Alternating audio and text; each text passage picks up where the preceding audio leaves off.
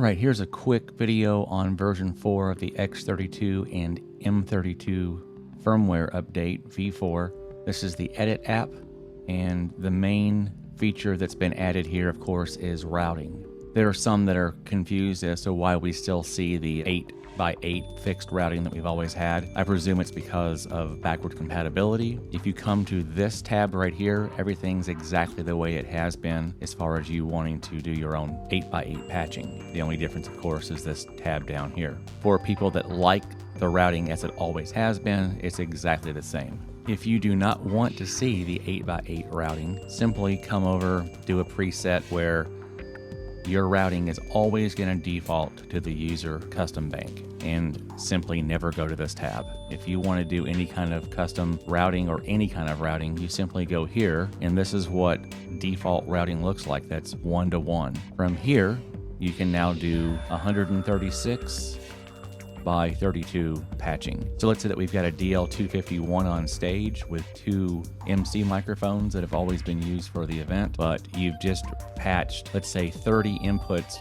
into your local inputs, and you don't want to patch these 2 microphones. You could literally come over here and grab these 2 microphones on the DL251 channels 47 and 48 and patch those into 31 and 32.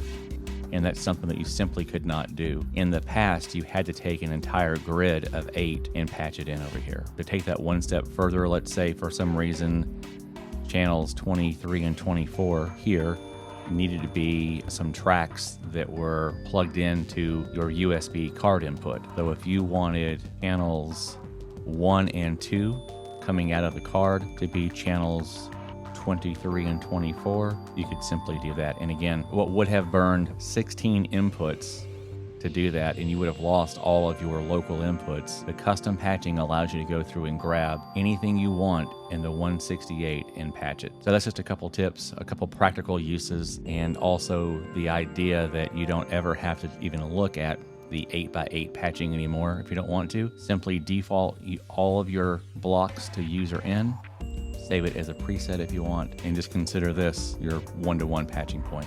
All this information is going to be on the user group, Midas, and Behringer X32, M32 group on Facebook.